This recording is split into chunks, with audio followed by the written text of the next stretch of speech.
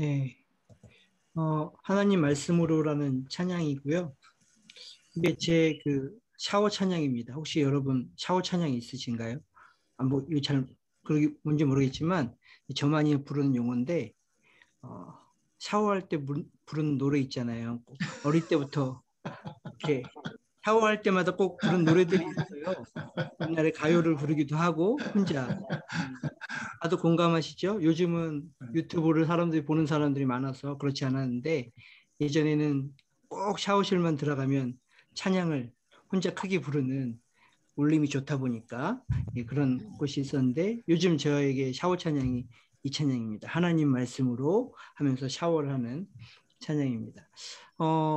하나님의 그 말씀을 이 세계 곳곳에 비춰서 그것을 간절하게 바라는 사람들에게 하나님이 말씀을 주시고 찬양을 주시는 것, 그리고 이렇게 그 말씀대로 살아가게 하는 것이 어쩌면 오늘 잠언의 말씀과 딱 맞아서 함께 여러분과 나눴고요.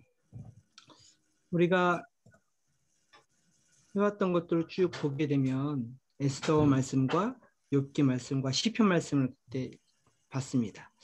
김윤성 목사님의 강의를 통해서 저도 많은 생각들을 다시 한번 해보게 되었거든요. 아, 그럴 사람일 수 있는가, 에스더처럼? 그리고 하나님이 자랑할 만한 그런 욥기 같은 그런 사람이 되어야 되겠다라는 것도 함께 느끼게 되고 시편을 또 이렇게 정리해 본 건 또 처음인 것 같아요. 90편, 23편, 1편. 굉장히 저에게 다가와서 이 세 가지 말씀들을 하나님과 함께 하나님이 기대하는 인생과 그것을 이룰 수 있는 23편의 관계와 그것을 할 수 있는 1편의 방법을 함께 보면서 저에겐 좀 도전이 되고 함께 돌아볼 수 있는 시간이었던 것 같아요. 이제 우리가 하려는 말씀은 잠언입니다. 잠언의 말씀인데 이 잠언은 히브리어 성경으로는 미슐레 술모로라고 되어 있습니다. 한국말로 하면 솔로몬의 잠언이라고 기록되어 있는 거죠. 히브리어 성경에도 솔로몬의 잠언이라고 되어 있어요. 근데 우리 한글 성경에는 그냥 잠언만 땄습니다. 원래 이 성경은 예, 슐레모 잠언이라고 해서 솔로몬의 잠언이라고 이렇게 기록해 놓고 있습니다. 잠언은 여러 사람이 기록을 했어요. 솔로몬 혼자 기록한 것이 아니라 솔로몬도 나오고 지혜 있는 사람 그리고 마지막에는 아굴이라는 사람과 르무르라는 등 여러 사람들의 그런 왕들의 기록들을 함께 묶어서 나와 있는데 이 중에 가장 많은 부분을 차지하는 것이 솔로몬의 글이었죠. 하나님께 그때 지혜를 구했던 그래서 공의로운 심판을 하기 원했던 솔로몬에게 하나님이 주셨던 그 잠언이 그 지혜처럼 그 솔로몬의 이야기들을 잠언으로 기록해 놓고 있는 것이 잠언입니다. 잠언의 흐름을 크게 보면 이렇게 얘기할 수 있는 것 같아요. 1장에서 9장까지 그리고 9장에서 31장까지 이렇게 두 개로 바라볼 수 있습니다.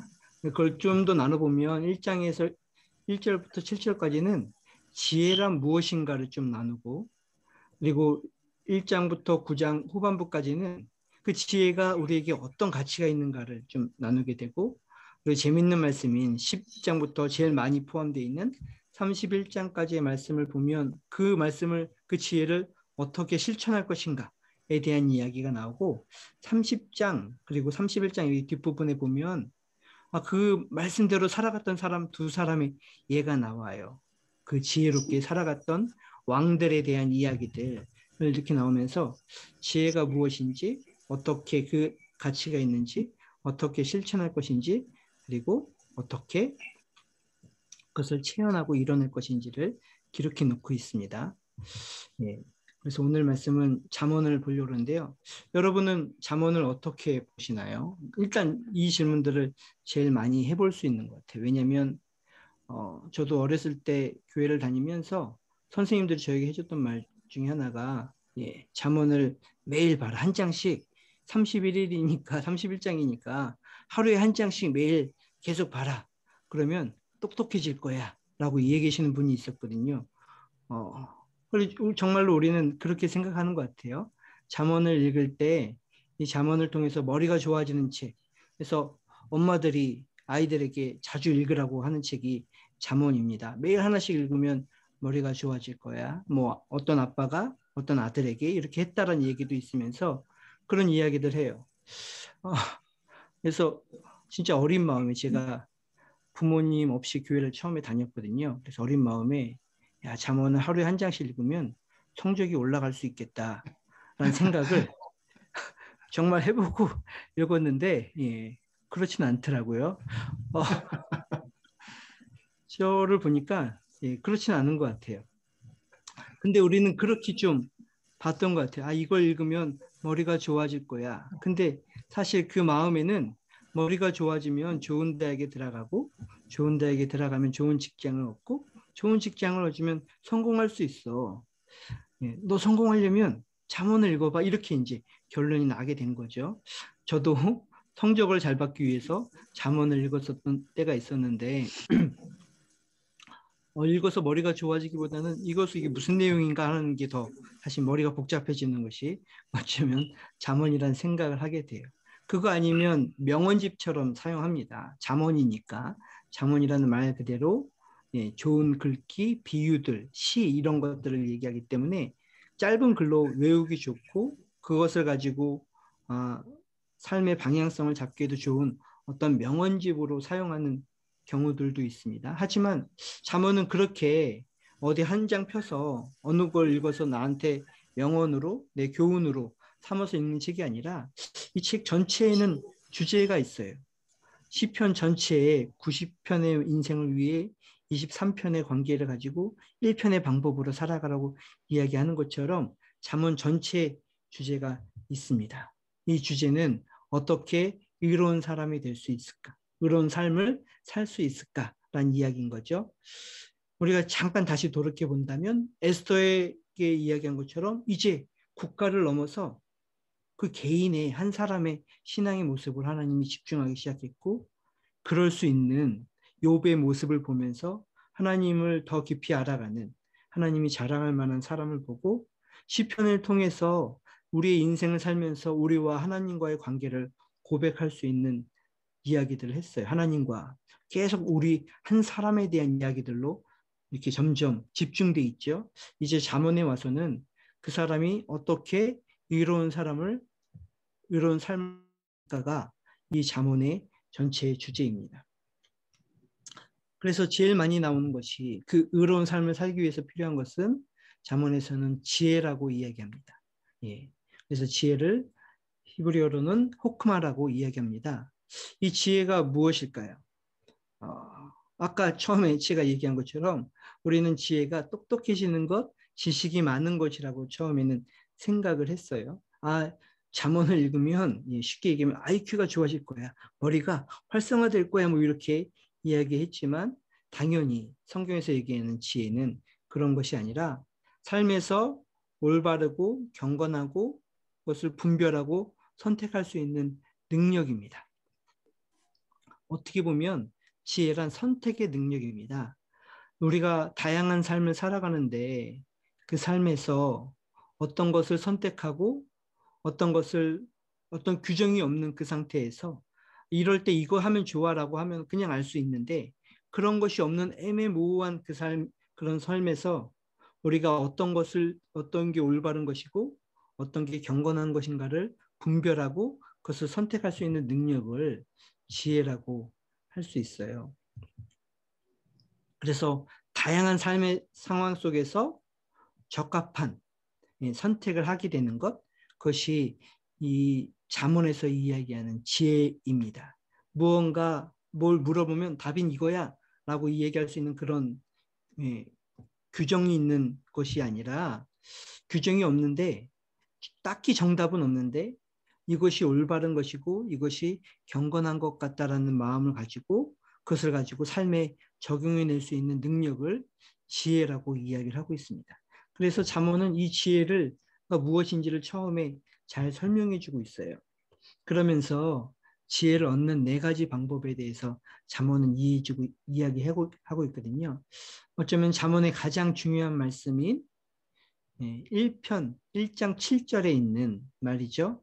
여호와를 경외하는 것이 지식의 근본이거늘 미련한 자는 지혜와 훈계를 멸시하느니라 라는 말씀을 통해서 알 수 있듯이 지혜를 얻을 수 있는 방법 그 선택을 잘할 수 있는 방법이 하나님 경외함으로써 하나님께 지식을 배우는 겁니다. 두 분 배우는 거예요. 아버지와 스승에게 지혜로운 것이 무엇인지를 교훈받는 거죠. 그러니 아버지와 아들에게 하는 교훈의 형식이 여기 많이 들어 있습니다. 세 번째로는 경험을 통해서 알게 되는 겁니다. 자신의 과거의 실수와 실패를 자꾸 돌아보는 거죠. 그래서 다음에는 똑같은 어리석은 행동을 하지 않도록 그것을 바라보는 것들을 하는 거죠. 그래서 자꾸 자기 자신을 돌아볼 수 있도록 나의 행동이 과연 올바른 선택이었는가, 그때 잘한 행동인가를 돌아보라고 계속 이야기하고 있어요. 또 하나는 우리가 살고 있는 이 세상은 하나님의 지혜로 만들어진 세상이기 때문에 이 세상의 것들을 잘 관찰하다 보면 하나님의 지혜의 흔적들을 발견할 수 있는 거죠. 그래서 6장에서는 개미를 보고 깨닫게 됩니다. 하나님이 만드신 개미를 보면서 예, 부지런히 일하는, 겨울을 준비하는 그들의 모습을 보면서 우리도 부지런하자고 이야기하는 모습들의 예들이 나와 있는데, 하나님의 지혜를 얻을 수 있는 방법이 당연히 하나님을 경외하는 것이고, 우리의 스승들로부터, 조상들로부터, 아버지와 어머니로부터 배우는 것이고, 내가 살아가는 인생을 통해서, 경험을 통해서 성찰하는 것이고, 관찰하는 것이 지혜를 얻을 수 있는 방법이라고 말하고 있습니다. 그래서 이제 지혜에 대해서 좀 더 자세하게 우리 잠언의 말씀들을 함께 살펴봤으면 하는데요. 이 지혜에 대한 이야기를 하면서 방법들을 좀 이야기를 해주고 있어요. 그러면서 잠언에서 제일 많이 지혜를 얻을 수 있는 방법이 아버지와 아들의 관계에서 얻게 된다고 얘기하고 있어요. 아버지가 아들에게 이야기해 주는 거죠. 그래서 잠언 1장에서 9장까지 형식 중에 많은 내용이 아버지가 아들에게 해주는 내용이에요. 아, 그러니 우리 아이들이 올바른 선택을 할 수 있는 것은 사실은 하나님을 경외하는 마음과 함께 우리 부모로부터 좀 배워야 된다는 생각을 하게 됩니다. 나는 나의 자녀가 똑똑해지는 것 말고 정말로 지혜롭게 선택할 수 있도록 그것을 얼마나 가르쳐 주고 있는가 좀 돌아볼 수 있는 시간들도 되었으면 좋겠고요. 그러면서 잠언에서 이야기하면서 또 하나 표현하는 것은 인생을 길이라고 설명을 하고 있어요. 인생을 길이라고 설명하면서 이 우리 인생을 길이라고 이야기하고 있습니다. 왜 그러냐면 우리는 과정이 있는 거잖아요. 우리가 구원이라고 생각하면 천국에 가서 하나님을 만나는 것이라고 생각을 많이 해요. 그 원리라면 사실은 우리가 빨리 죽는 것이 좋죠. 그런데 우리는 지금 주어진 인생을 살면서 그 안에서 하나님과의 관계를 맺게 됩니다. 그래서 시편처럼 억울한 일 있을 때 하나님께 기도하게 되고 울부짖게 되고 좋은 일 있을 때 하나님을 찬양하고 나아가게 되는 거죠. 이 인생의 길이라고 이야기하는 이유 중에 하나는 우리가 어딜 향해서 가야 되는지 중간중간 봐야 돼요. 내가 표가 어디다라고 알 수는 있지만 그것이 과정에 있기 때문에 지금 이 순간에 나에게 하나님이 이루고자 하는 방향은 어디일까? 그 방향에 얼마나 가고 있는가를 자꾸 점검하는 거죠. 그래서 잠언에서는 그 인생의 길에서 잠깐 멈춰놓고 방향을 자꾸 점검하라고 얘기해요. 물론 작년에도 나는 점검했지만 지금의 상황에서 또 달라질 수 있고 그 관계에서 달라질 수 있기 때문에 그때 어떻게 길을 찾아갈 것인가 얘기하게 되는 거죠. 또 하나 길이라고 얘기하는 이유는 남아있는 시간과 거리를 계산할 줄 알아야 합니다. 얼마나 대가가 필요하고 어떤 일들이 앞에 있을지를 좀 계산해보고 전략을 짜고 지혜롭게 그것들을 견디는 거죠. 지금은 좀 구부러진 길이니까 속도도 늦춰야 하고 당연히 구부러졌으니까 시간도 걸리고 구부러졌으니까 어려움도 있겠지라는 걸 예상해야 되는 거죠. 근데 그런 예상을 안 하면 왜 고속도로가 아니어서 이 인생이 이렇게 직진하지 못할까만 생각하게 되는 거죠.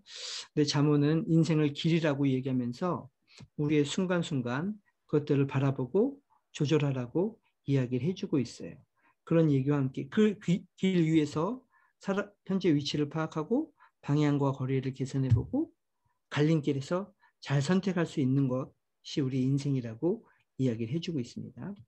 또 하나 얘기하는 것은 그러면 그 인생길에서 중요한 것은 어떤 여자를 만나느냐 이제 아빠가 얘기해 주는 거다 보니까 예, 너에게는 두 명의 여자가 인생에 있을 거야. 한 여자분과 19년을 살았던 것은 예, 좋은 선택이죠. 예. 그래서 얘기를 하는 거예요. 한쪽은 지혜로운 여인이 있고 한쪽은 우매한 여인이 있어요. 아버지가 잘 알았던 겁니다. 아버지가 아들에게 얘기해 주는 거죠. 너의 인생의 길에서 가장 중요한 것은 어떤 여자를 만나느냐 이다. 라고 얘기해 주면서 지혜로운 여인은 정직과 명철을 좋아하고 그것과 친하게 지내고 가정을 세워주는 가정을 중요하게 생각하는 사람이야.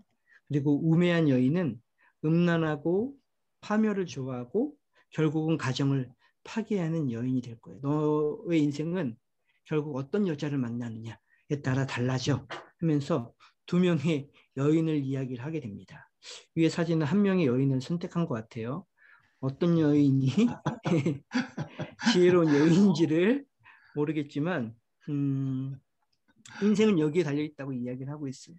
근데 중요한 점은 이 여인들이 누구냐면 지혜의 어떤 모습을 표현해주고 있는 거죠. 잠언에서는 이 지혜를 그냥 똑똑하고 뭔가를 아는 것으로 얘기하지 않고 우리의 삶에서 같이 있으며 우리의 삶을 만들어가는 어떤 거로 설명해주고 있어요. 그리고 이 여인들이 사는 곳이 사실은 높은 성전 꼭대기 위에 산 위에 살아요. 근데 그 당시에 산 위에 사는 사람들은 사실은 성전을 이야기하거든요. 그래서 이 지혜로운 여인은 우리가 욥기 시편에서 봤듯 하나님을 얘기하는 겁니다. 하나님이란 신을 따르면서 살 것이냐 아니면 우매한 여인은 우상 숭배하는 다른 신을 섬기는 그 여인을 선택 어떻게 할 것이냐에 대한 얘기죠. 그러니 우리의 인생은 어떤 신을 어떻게 친하게 지내며 어떻게 선택하는가를 얘기하는 거죠. 예, 잠언의 가장 중요한 규칙은 양다리가 안 된다는 겁니다. 둘 중에 하나를 선택하라고 꼭 나와 있어요. 애매하게 걸치는 것은 안 되니 둘 중에 하나를 선택하고 그 지혜로운 여인은 결국 그 여인은 너에게 생명을 줄 것이고 우매한 여인은 예, 너에게 파멸을 만들어 줄 거야 라고 아버지가 이야기하게 되는 거죠. 그 지혜에 대해서 좀 생각을 해보면 1장에는 지혜에 대한 단어와 함께 지혜를 뭐야라고 딱 설명하는 것이 아니라 지혜는 이런 거야, 이런 거야, 이런 거야 여러 가지로 설명을 해놓고 있어요. 그 중에 하나가 예, 지혜라는 호크마 1장 2절에서 5절 사이 보면 지혜는 이런 거야라고 얘기하면서 지혜는 딱 뭐야라고는 얘기하지 않아요. 그런데 지혜 옆에 있는 단어들을 살펴보면 지혜가 무엇인지 좀 알게 돼요. 지혜는 아까 얘기한 것처럼 딱 나와 있지 않는 어떤 규칙이 없는 상태에서 우리가 어떻게 올바른 것을 선택하는가 그 선택의 능력을 지혜라고 얘기하는 거죠. 그러나 또 다른 면에서는 훈계라고 이야기를 하고 있어요. 역경을 통해서 배워가는 그래서 지혜로운 사람은 그냥 사람이 원래 머리가 좋은 사람이 아니라 지혜로워지도록 훈련을 받은 사람이라고 이야기를 하고 있는 거죠. 또 명철이란 단어를 쓰는데 명철이란 단어는 뭔가를 미묘한 차이를 발견해낼 수 있는 능력을 이야기를 하고 있어요. 남이 보지 못하는 미묘한 차이를 식별해낼 수 있는 것. 그래서 하나님을 알게 되고 하나님으로부터 명철을 알게 되면 우리의 삶에서 어떤 미묘한 차이를 이해하게 되는 거죠. 하나님과 함께 했을 때 하나님의 지혜로 내 인생을 다르게 바라볼 수 있고 그 차이들을 해석해 내갈 수 있는 능력들이 생기는 것 이런 것들을 명철이라고 얘기합니다.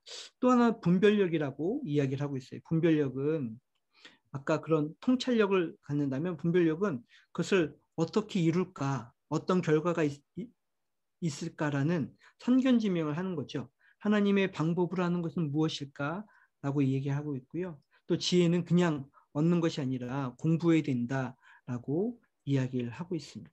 지혜는 전반적으로 하나님이 우리에게 주셨던 올바른 선택을 할 수 있도록 알아차리게 하고 대가를 생각하게 하고 전략을 세우게 하는 거죠. 그런데도 이 지혜가 뭔지 잘 모를 수 있어요. 그래서 성경에서 자주 쓰는 하나님의 방식 중에 하나는 반대말을 보는 겁니다. 예, 이 개념이 잘 이해 안 되면 반대의 개념을 보게 되는 거죠. 그래서 1장과 또 주변 사이의 반대말을 보면 미련함이란 단어로 지혜의 반대말이 사용되게 됩니다. 이 미련함은 하나님 외에 다른 것을 삶의 중심으로 두는 거죠. 그래서 내가 움직이는 동기가 다른 데 있는 거예요. 아까 그 우매한 여인들이 사실 지혜로운 여인과 우매한 여인들이 길에서 호객행위를 하거든요. 나에게 와라. 나는 생명을 줄 거야. 나에게 와라. 쾌락을 줄 거야. 뭐 이렇게 호객하게 되는데 하나님 외에 다른 것을 중심에 두는 것을 잠언에서는 미련함이라 얘기했고 그거에 대한 또 다른 미련함의 표현으로 거만하다라고 이야기를 해요. 사람이 지혜로워질 수 있는 잠언에서 얘기하는 방법 중에 하나가 어떤 지식을 아는 것이 아니라 그 사람의 태도에 달려 있다고 얘기를 하고 있어요. 지식은 그 사람의 머리의 좋음에 달려 있지만 지혜는 그 사람의 태도에 달려 있다고 이야기를 하고 있습니다. 거만한 사람, 남을 인격적으로 대하기보다는 그 사람을 무시하려는 사람, 아니면 어리석은 사람. 이 어리석은 사람은 아무 말이나 덥석 믿는 사람입니다. 자기가 인정받게 되면 그 말이 맞는다고 생각하고 자기가 욕심을 가지고 있는 부분을 누군가 얘기하면 그 말에 홀라당 넘어가는 사람을 어리석은 사람이죠. 완고한 사람, 미련한 사람의 특징이라고 성경에서 말하고 있는데요. 예, 고집입니다. 바꾸려고 하지 않고 배우려고 하지 않아요. 또 게으른 사람을 미련한 사람이라고 얘기하잖아요. 일하지 않고 일하지 않아서 잃어버리는 것들이 너무 많은 사람을 게으른 사람이라고 얘기했죠. 또 하나는 안일한 태도라고 얘기하고 있어요. 자기가 통제할 수 없는 삶을, 예, 그 삶을 통제할 수 있다고 믿는 사람. 그래서 난 괜찮아. 내가 내 뜻대로 살아도, 내 방식대로 살아도 난 괜찮아. 라고 스스로를 하는 사람, 아니면 조롱하는 사람. 이웃을 조롱하는 것이 몸에 밴 사람들을 이야기하는 거죠. 이런 것들을 미련한 사람이라고 이야기를 하고 있어요. 그러면서 지혜를 기르는 방법으로는 예, 집안을 의지하지 말아라. 이게 뭐냐면 자기 가진 것을 너무 의지하지 말고 하나님께 배우려 하고 나에게 있는 우상이 무엇인지를 파악하라고 하면서 몇 가지 이야기들을 나누고 있거든요. 지혜를 기를 수 있는 방법이 당연히 하나님을 신뢰하고 조언을 들으려 하고 또 후히 들으라고 얘기하고 있어요. 지혜를 기르는 방법 중에 하나가 하나님께 그리고 이웃에게 내가 가지고 있는 것을 후히 드리는 방법이 있다고 이야기를 해주고 있습니다. 또 하나로는 포기하지 말고 하나님께 나아가는 것, 그리고 고난을 통해서 배우게 되는 것. 고난을 통해서 지혜를 기를 수 있다고 얘기합니다. 고난을 통해서 어떤 사람들은 하나님과 가까워지는 사람이 있고요. 고난을 통해서 하나님과 멀어지는 사람들이 있습니다. 잠언에 그렇게 기록되어 있어요. 우리는 주로 고난을 통해서 어떤 편에 속하게 되나요? 고난은 하나님의 지혜를 기를 수 있는 방법인데 또 하나는 아주 우매해질 수 있는 방법, 완고해질 수 있는 것도 또 하나는 고난입니다. 또 하나는 정의를 행하라고 이야기를 하고 있어요. 그러면서 오늘 1장 1절부터 10장까지는 9장까지는 지혜가 무엇인지, 지혜의 반대말이 무엇인지, 그리고 지혜를 기르는 방법이 무엇인지를 잠언은 설명해 주고 있습니다. 마치 이것을 읽으면서 우리가 어떤 태도로 살아갈 것인가를 살펴보면 참 좋을 것 같아요. 그것을 넘어서 이제 이 중심에 있는 것은 지혜를 기를 수 있는 가장 중심은 여호와를 경외하는 것이라고 잠언은 설명해 주고 있거든요. 1장 7절에 여호와를 경외하는 것이 지식의 근본이거늘 이라고 얘기하는 거죠. 경외한다는 것이 무엇일까를 설명해 주면서 하나님 중심으로 살아가는 것이고 그래서 그 사람은 평소에 하나님의 은혜에 반응하는 거죠.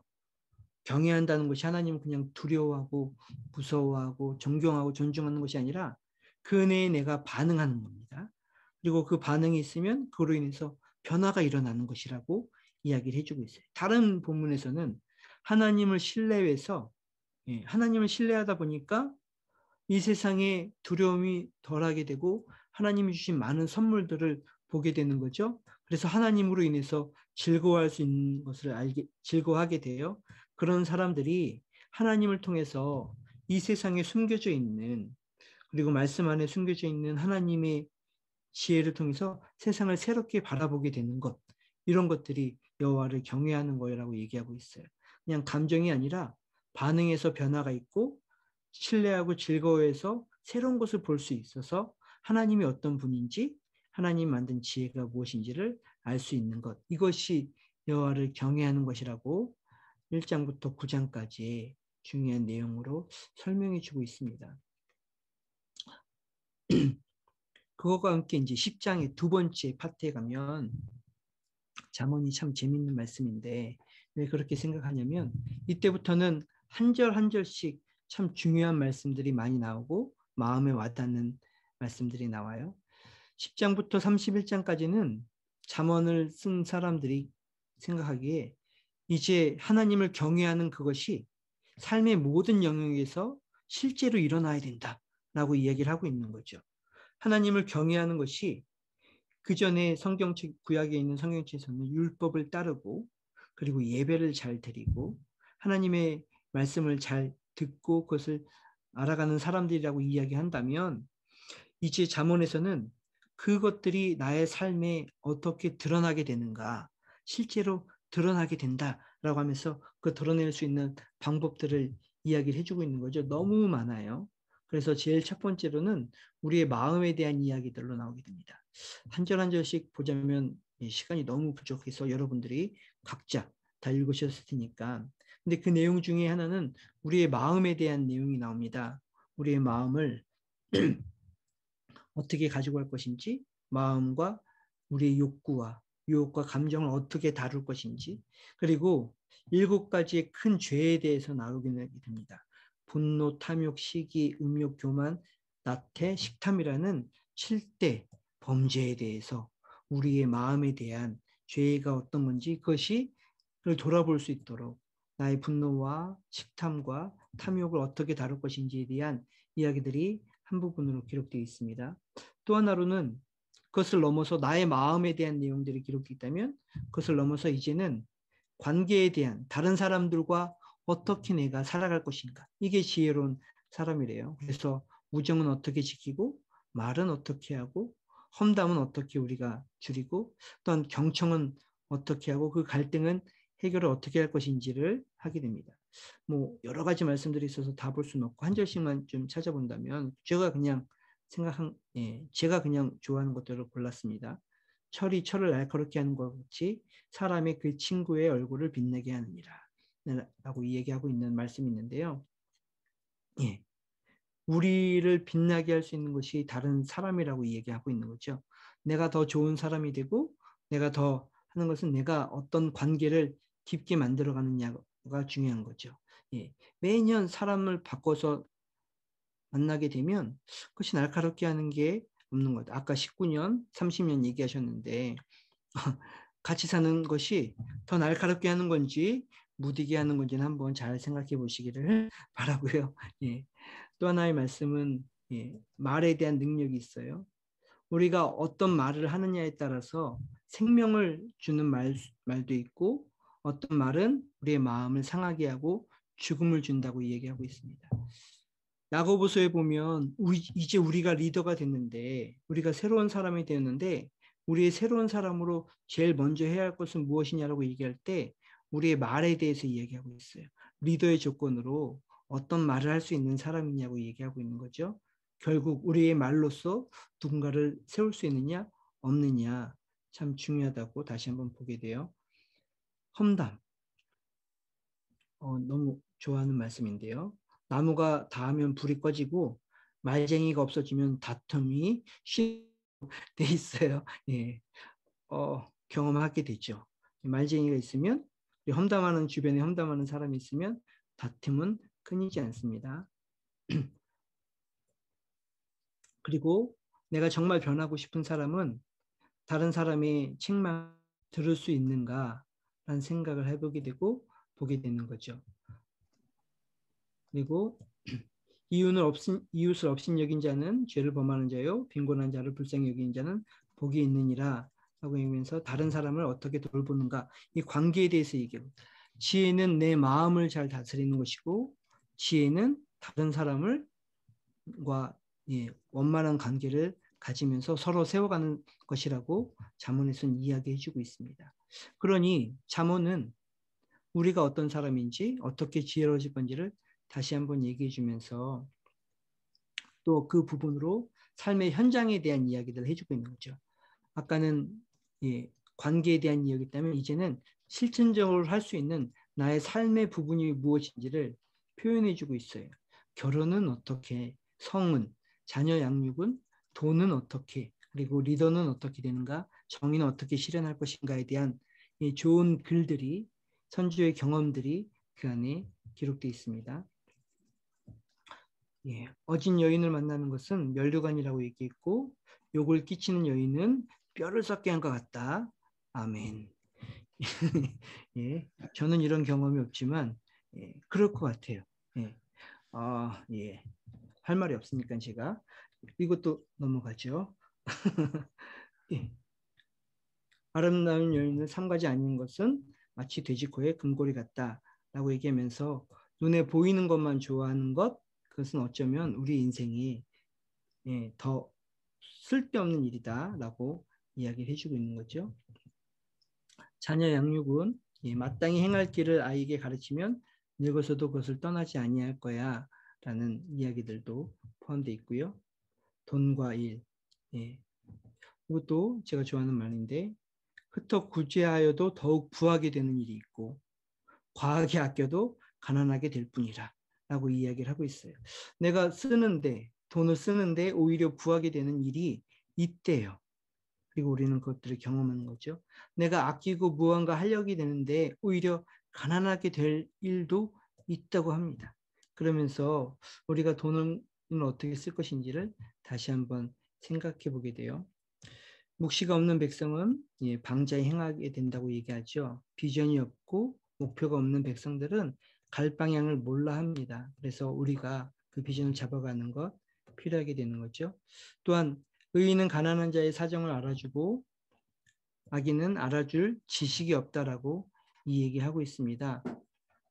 의인과 악인의 차이가 어쩌면 다른 사람에 대한 지혜의 차이고 지식의 차이라고 이야기를 해주고 있어요. 악인은 알아줄 지식이 없으니 남이 어떤지 모르죠.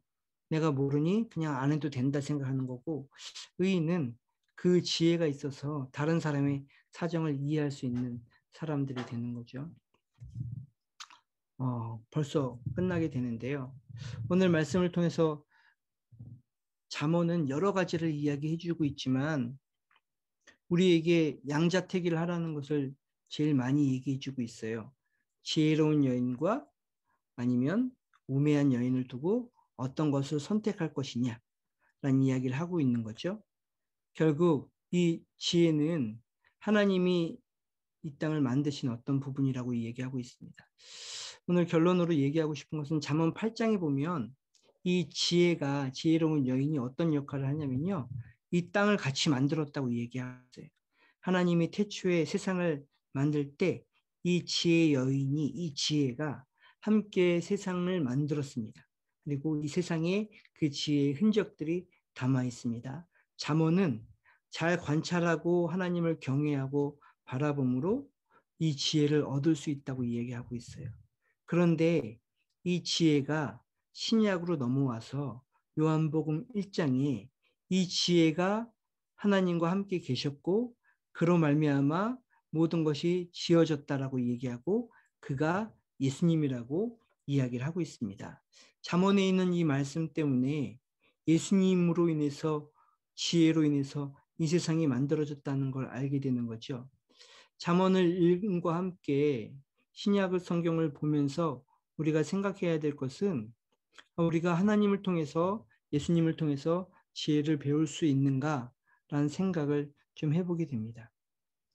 우리의 신앙은 하나님을 믿어서 우리의 죄가 없어지는 것도 있지만 하나님을 잘 알아서 제자가 되는데 우리의 목표가 있거든요. 예수님이 이 세상에 선생님으로 오셔서 우리에게 지혜를 주셨고 우리는 그것을 배우고 그것을 익히는 사람들이 되는 겁니다. 잠언을 읽으면 의인으로 사는 방법들이 나오게 되죠. 그리고 다른 사람들과 어떻게 살아가는 모습들이 나오게 됩니다. 그래서 우리에게 주어진 것들을 보게 되는 거죠. 그렇다면 우리가 한번 정말로 생각을 해봐야 돼요. 우리는 예수님을 바라보면서 예수님께 배울 만한 것이 있다고 정말로 생각하는지. 교회에 와서 예배드리고 찬양할 수 있죠. 우리 십자가와 구원을 통해서 우리를 구원하셨다라는 것을 찬양할 수 있습니다. 그런데 예수님이 과연 내가 하는 일에 대해서 정말로 잘 알고 있는 분일까? 라는 생각을 정말 해보고 그분께 지혜를 배우려고 기도할 수 있는가? 나의 관계에 문제가 생겼을 때 하나님께서 그 관계를 해결해 주시도록 기도하지만 예수님은 이 관계를 통해서 무엇을 기대하셨고 어떻게 기대하시는가를 정말로 우리는 구하고 예수님께 배우려고 하는가라는 생각을 정말로 해봐야 돼요. 그렇게 해서 그것이 삶에 드러나게 될 때 그것을 지혜라고 얘기하는 거죠. 사도 바울은 예수님을 직접 본 적은 한 번도 없었지만 부활하신 예수님을 보았고 만났고 배웠다고 얘기하고 있어요. 그래서 사도 바울이 쓴 많은 성경책에서는 그가 얘기하죠. 이렇게 사는 것이 좋은 걸 거야. 이렇게 하는 것이 하나님이 우리에게 말해준 말씀이고 부활에 적합한 삶이야. 우리가 연약하지만 이길 수 있고 우리가 부족하지만 더 많이 나눌 수 있고 아무것도 없는 것 같지만 우린 너무 많이 가진 자고 이름 없는 것 같지만 사실 유명한 자고 미묘한 차이를 발견하게 되고 고린도 교회 사람들에게 전해주면서 그의 삶들을 바꾸라고 얘기하고 있죠. 사도 바울은 예수님을 선생님으로 정말로 모시고 자기의 삶을 해석하고 적용할 수 있는 방법을 배웠어요. 그리고선 우리에게도 자신을 본받으라고 이야기를 하고 있죠. 잠언의 말씀을 보면서 우리는 정말로 하나님이 말씀하시는 의인대로 살 수 있을까 돌아보게 되는 거, 그리고 우리의 각자의 그 삶의 일상의 영역을 어떻게 하나님과 함께 살아갈 것인가 이야기하는 것이 잠언의 주제입니다. 저희 공과를 저는 참 좋아해요. 제가 오늘 이렇게 강의할 때마다 항상 나누는 것 같은데 DTC가 너무 좋아요. 그것만 배워봐서 저는 그게 너무 좋은데 예. 하나님과 예수님과 성령님으로 인해서 나에게 해주신 하나님의 사랑을 알게 돼요. 그러나 제가 또 좋아하는 것은 LTC입니다. LTC 과정을 통해서 내가 어떻게 관계를 맺어가고 어떻게 돈을 사용하고 어떻게 비전을 정해가고 사람들의 공동체를 만들어가고 세상을 바꿔가고 하나님 보기 좋은 세상을 만들어갈까? 사실은 그 문제는 잠언에 달려있고 그 문제는 예수님을 믿으면서 우리가 그것들을 어떻게 체현해내느냐에 달려 있습니다. 잠언 30장과 31장에는 두 명의 왕이 나와요. 아굴이라는 왕과 르므온이라는 왕이 나옵니다. 이 사람들은 예화예요. 어떤 예화냐면 지혜롭게 사람들의 예화인데 첫 번째 왕은 자기는 짐승같이 아무것도 없는 사람이라 얘기하지만 그래서 나는 말씀을 따라갑니다. 자기 인생에 고백하는 거죠. 왕인데 자신의 통치의 개념을 그리고 삶의 방식을 말씀으로 따르는 30장에 한 사람이 나오고 31장에 어머니에게 지혜를 배우는 왕이 나옵니다. 아까 1장에서 나왔던 지혜의 여인이죠. 하나님께 지혜를 배워가서 살아가는 사람.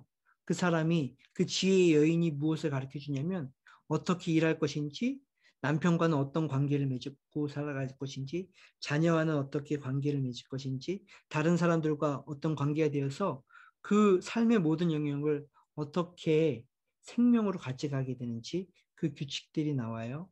그러니 잠언은 하나님의 뜻대로 살고 싶은 사람들을 위한 기록이에요. 어떻게 하면 내가 하나님의 뜻대로 살 수 있을까? 그리고 그 뜻이 예수님께 오셔서 이 땅에 오셔서 어떻게 살아갈지를 보게 됐고 우리는 그 제자가 되었습니다. 한번 정말로 질문해 보고 싶어요. 정말로 예수님께 우리는 배우려고 하는가? 예. 유진 달라스 윌라드라는 사람이 하나님의 모략이라는 책에서 그런 얘기를 하거든요. 이 세상에서 가장 IQ가 좋은 사람이 있다면 예수님일 수 있다는 생각을 왜 안 하는지 모르겠다. 우리는 그분을 선생님이라고 이야기하지만 주님이라고는 이야기하지만 선생님이라고 얘기하면서 그분의 삶의 방식과 그분을 따르려고 하는 것이 너무 적다. 그래서 우리가 정말로 하나님 보시기에 좋은 세상이 되려면 그의 제자도를 따라야 된다. 그래서 하나님의 모략이 뭐냐면 하나님의 지혜를 예수님을 통해서 보내셨고 그것들을 배워가는 사람이 나온 거죠. 그리고 하나님의 모략 이후라는 책을 또 쓰면서 그러면 우리는 정치는, 사회는, 경제는 어떻게 따라갈 것인지, 우리는 어떤 리더십을 가지고 살아갈 것인지를 쭉 썼더라고요. 그런 말씀을 보면 저는 그것도 하나의 잠언처럼 느껴져요. 어떻게 살고 싶어 하는 사람들이 읽어야 할 책이 잠언이고 이야기입니다. 예배에 대해서, 율법에 대해서는 하나도 나오지 않지만 사람들이 이야기하는 지혜를 통해서 하나님이 이 땅 가운데 지혜를 만드셨던 하나님의 모습들이 나오는 것이 잠언입니다. 잠언 말씀을 계속 읽어보시면서 여러분 안에 한 줄씩 한 줄씩 줄치는 부분들이 생기게 될 거고요. 그것을 내가 어떻게 이뤄낼지 이뤄내시면 아이디어를 주시면 그것이 우리가 나눌 수 있는 부분 같아요. 여러분이 좋은 아이디어를 가지고 만드셨다면 아마 김인성 목사님 그거를 LTC 공과로 또 사용할 겁니다. 샘플로 누구를 얘기하고 이 사람의 삶이 이랬다. 예. 간증처럼 그런 것들을 풍성히 나눠서 하나님이 기대하셨던 하나님이 주기 원하셨던 그 세상을 천국에서도 누리지만 지금부터 하나님과 함께 살아가는 삶을 만들어가고 훈련해 가는 것. 그러기 위해서 쓰여진 것이 잠언이고 그러기 위해서 필요한 것이 지혜라고 잠언은 이야기를 하고 있습니다. 그 지혜를 구할 수 있는 우리가 되면 참 좋을 것 같아요.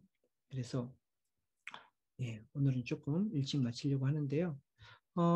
그렇게 그걸 위해서 같이 좀 기도했으면 해요.